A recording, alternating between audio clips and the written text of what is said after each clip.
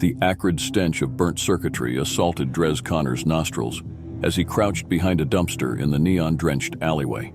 His heart pounded, each beat a thunderous reminder of how close he'd come to capture. The distant wail of sirens echoed off the towering skyscrapers, drawing nearer with each passing second. Drez clutched the data chip in his sweaty palm, its edges digging into his skin. This tiny piece of tech held the key to unraveling everything: the missing persons, the inexplicable changes in public opinion, the eerie compliance of the masses. It was all connected, and the truth was more terrifying than he could have imagined. A patrol drone buzzed overhead, its searchlight cutting through the smog-filled air. Drez held his breath, pressing himself against the grimy wall. The light swept past, leaving him in shadows once more. He exhaled slowly, his lungs burning from the polluted air. As the drone's whirring faded into the distance, Drez's mind raced back to how it all began. Just 3 days ago, he'd been a nobody, a low-level journalist scraping by on puff pieces and celebrity gossip.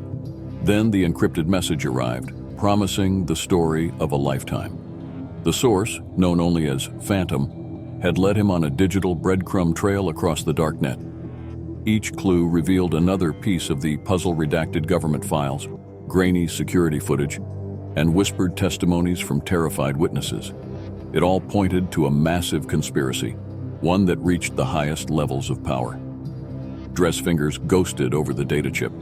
Inside was the smoking gun, irrefutable proof of Project Mindfall. The government, in collusion with mega-corporations, had been secretly testing a revolutionary form of mind control on unwitting citizens. Their goal? Total compliance, a population of docile workers and consumers, their thoughts and desires carefully curated by those in power. A rat scurried across Drez's feet, startling him back to the present. He couldn't stay here. The authorities would be combing every inch of the sector soon. He needed to get off-world, to break the story where they couldn't silence him. Keeping to the shadows, Drez made his way through the labyrinthine back alleys of Neo-Shanghai. The city was a chaotic blend of old and new, ancient temples, dwarfed by gleaming spires of glass and steel, street vendors hawking synthetic noodles alongside holographic billboards advertising the latest neural implants. As he navigated the crowded streets, Drez couldn't shake the feeling of being watched. Every passerby seemed suspicious, every security camera a potential threat. The weight of his discovery pressed down on him, making each step feel like wading through quicksand. He rounded a corner and froze. A squad of peacekeepers stood at the end of the street, their faces obscured by mirrored visors. Drez's heart leapt into his throat as one of them turned in his direction. He ducked into a nearby shop, the bell above the door chiming cheerfully. The shop was cramped and dimly lit, filled with an eclectic assortment of antiques and curios. Behind the counter stood an elderly woman, her face a roadmap of wrinkles.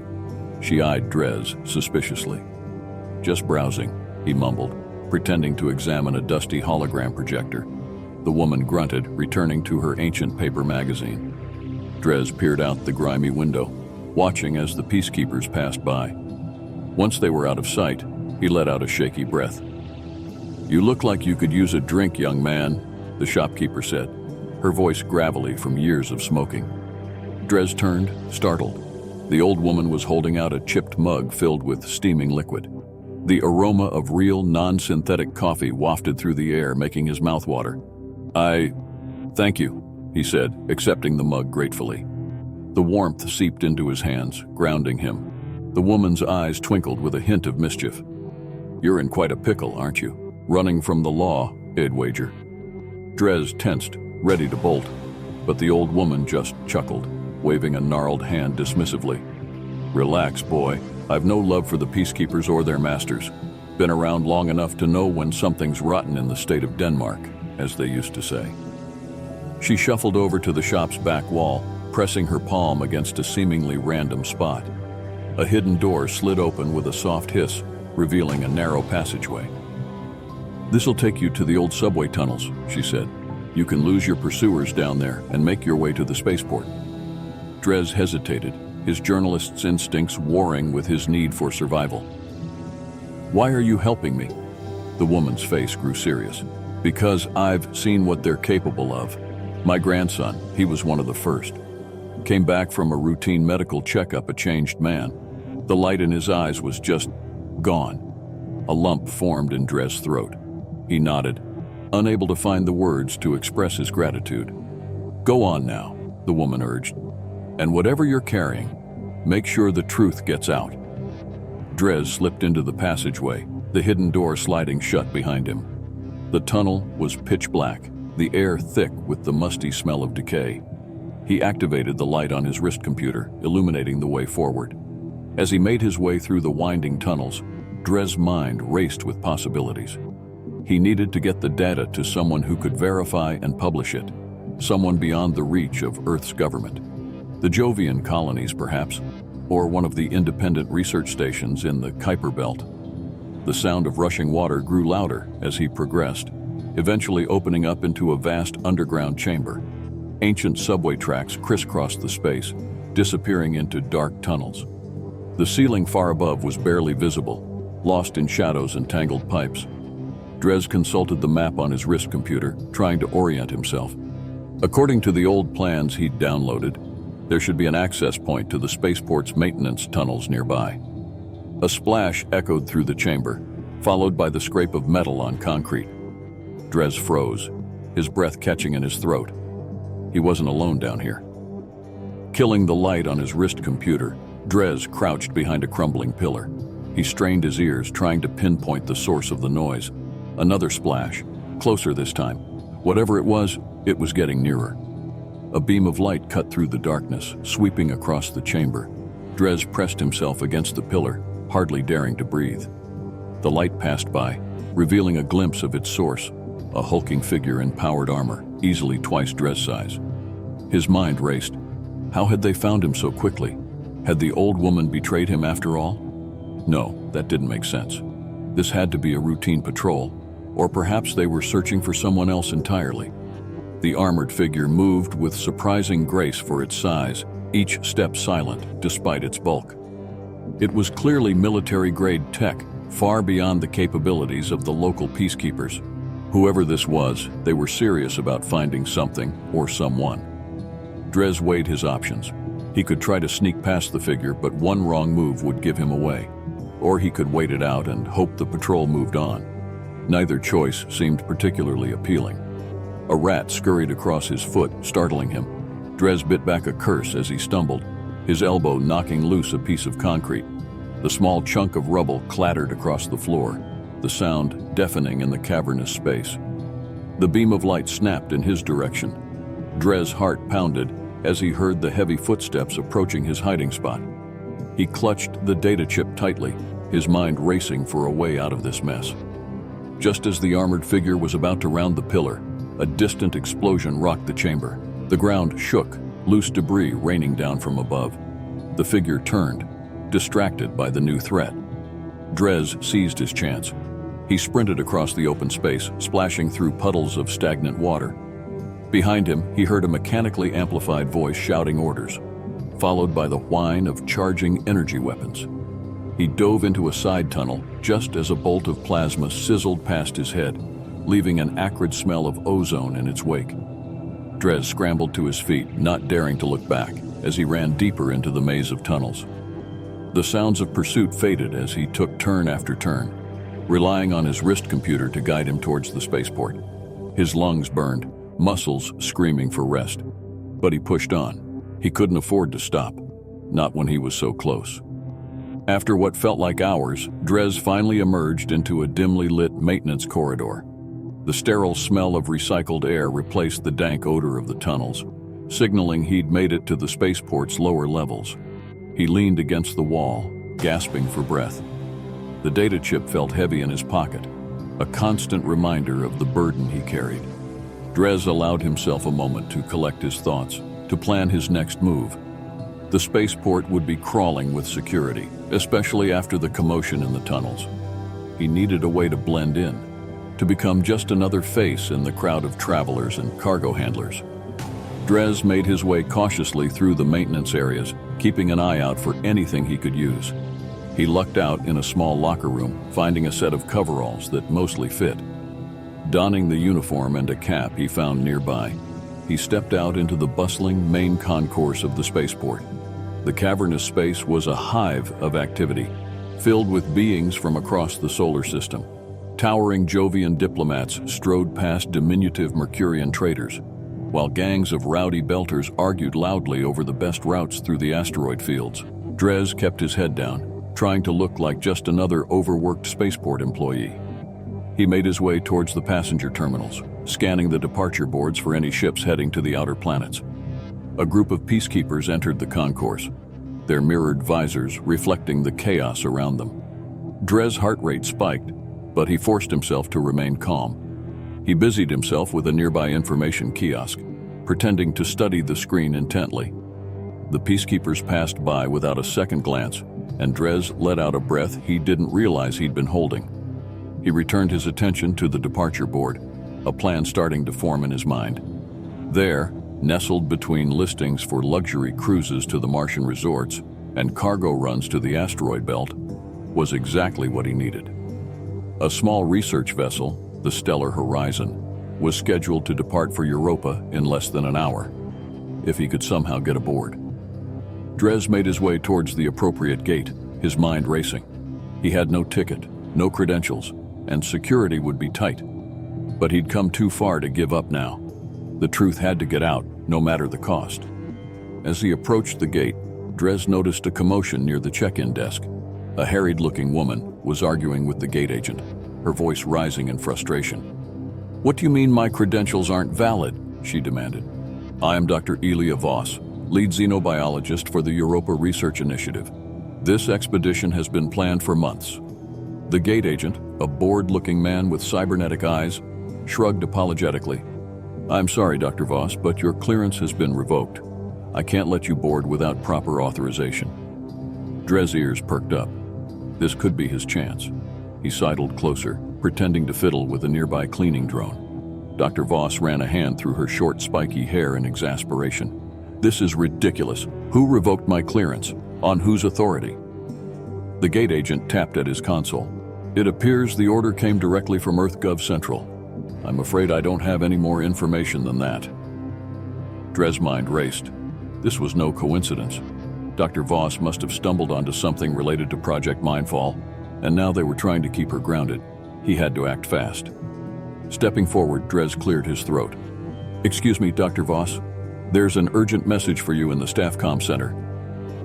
Both the doctor and the gate agent turned to look at him. Dres silently prayed his borrowed uniform would pass muster. Dr. Voss frowned. "A message? From whom?" Dres lowered his voice conspiratorially. "I'm not at liberty to say, ma'am, but they said it was regarding your clearance issue." Understanding dawned in the doctor's eyes. She nodded slowly. "I see. Thank you. I'll check on that right away." As Dr. Voss gathered her belongings, Dres led her away from the gate towards a quieter corner of the terminal. Once they were out of earshot, he turned to face her.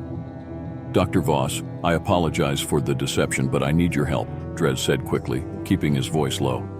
"My name is Dres Connor. I'm a journalist, and I've uncovered evidence of a massive government conspiracy. They're trying to stop me from getting off-world." The doctor's eyes narrowed suspiciously. "What kind of conspiracy?" Dres glanced around nervously before continuing. "They're experimenting with mind control technology on the civilian population. I have proof, but I need to get it to someone who can verify and publish the data safely." Dr. Voss' expression shifted from skepticism to shock. "Mind control? That would explain so much. The anomalies in the neural scans we've been seeing lately." "Please," Dres urged. "I know I'm asking a lot, but this is bigger than both of us. If we don't get this information out, millions of lives could be at stake." The doctor was silent for a long moment, her brow furrowed in thought. Finally, she nodded. "All right, I'll help you. But how do you plan to get on board? Security is tight, and they've already flagged my credentials." Dres grinned, a plan forming in his mind. "Leave that to me. Just be ready to vouch for me if anyone asks questions." The next few minutes were a blur of activity. Dres, using skills he'd picked up from less than reputable sources during his investigative work, managed to hack into the spaceport's personnel system. With a few keystrokes, he created a new identity for himself, Jace Marlowe, research assistant to Dr. Ilya Voss. Meanwhile, Dr. Voss used her scientific credentials to access a secure terminal, where she filed an urgent appeal regarding her revoked clearance. The bureaucratic confusion this created was just enough of a distraction to allow them to slip through security. As they hurried towards the boarding ramp, Drez's heart pounded in his chest. They were so close. Just a few more steps and they'd be off-world, beyond the immediate reach of Earth's authorities. A shout from behind made them both freeze. "Stop right there!" Drez turned slowly, his blood running cold. A squad of peacekeepers was pushing through the crowd, led by the armored figure he'd encountered in the tunnels. How had they found him?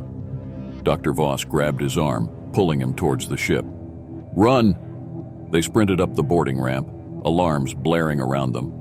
The ship's crew, caught off guard by the commotion, moved to block their path. Drez raised his hands, speaking quickly. "Please, you have to let us on board. We're not criminals. We're trying to expose a conspiracy that threatens everyone in the solar system." The crew members exchanged uncertain glances. Behind Drez and Dr. Voss, the peacekeepers were getting closer, their weapons drawn. Just when it seemed all hope was lost, a new voice cut through the chaos. "Let them pass." An older man with a neatly trimmed beard stepped forward, his bearing that of someone used to command. "I'm Captain Thorne. Dr. Voss, I received your appeal. Whatever's going on here, we'll sort it out once we're underway. For now, get on board, both of you." Drez didn't need to be told twice. He and Dr. Voss rushed past the bewildered crew members, diving into the ship's airlock just as the peacekeepers reached the bottom of the ramp. The heavy doors slid shut with a hiss, muffling the shouts and pounding fists from outside. Captain Thorne's voice crackled over the intercom. "All hands, prepare for emergency departure. This is not a drill." The ship rumbled to life beneath their feet, inertial dampeners struggling to compensate for the sudden acceleration. Through a small viewport, Drez watched as the spaceport fell away, the curvature of Earth becoming visible as they climbed higher into the atmosphere. "We did it," he breathed, hardly daring to believe it. "We actually made it off-world." Dr. Voss nodded, her face pale but determined. "This is just the beginning. We need to examine that data of yours and figure out our next move." As the adrenaline began to wear off, exhaustion hit Drez like a physical force. He slumped against the wall, the events of the past few days catching up with him all at once. "First," he said, "I need about 12 hours of sleep and a gallon of coffee." Dr. Voss chuckled. "Fair enough. Let's get you settled in, and then we can brief the captain on what's really going on here." The next few days passed in a blur of activity. Drez and Dr. Voss spent hours poring over the data, cross-referencing it with the doctor's own research. The more they uncovered, the more horrifying the scope of Project Mindfall became. It wasn't just isolated experiments. The program had already been implemented on a massive scale, with millions of unsuspecting citizens already under its influence. Neural implants, ostensibly for medical purposes, were being used to subtly alter thought patterns and behavior. Captain Thorne, after initial skepticism, became their staunchest ally. He agreed to divert the Stellar Horizon from its original mission, setting course instead for a secret research outpost in the Kuiper Belt. There, they hoped to find the resources and expertise needed to counteract the mind control technology. But their escape hadn't gone unnoticed. As they passed the orbit of Mars, long-range sensors detected multiple ships in pursuit. EarthGov wasn't about to let their secret get out without a fight. "They're gaining on us," Thorne reported grimly, studying the tactical display. "Our research vessel isn't built for speed. We'll be overtaken before we reach the Kuiper Belt." Drez's mind raced. They'd come too far to fail now. "What about Jupiter? Could we lose them in the radiation belts?" Dr. Voss's eyes widened. "It's risky, but it might work. The interference would make it nearly impossible for them to track us." Thorne nodded, already plotting the course change. "Strap in, everyone. This is going to get bumpy." The Stellar Horizon plunged into Jupiter's swirling storms, alarms blaring as radiation levels spiked. Drez gripped his seat, knuckles white as the ship bucked and shuddered.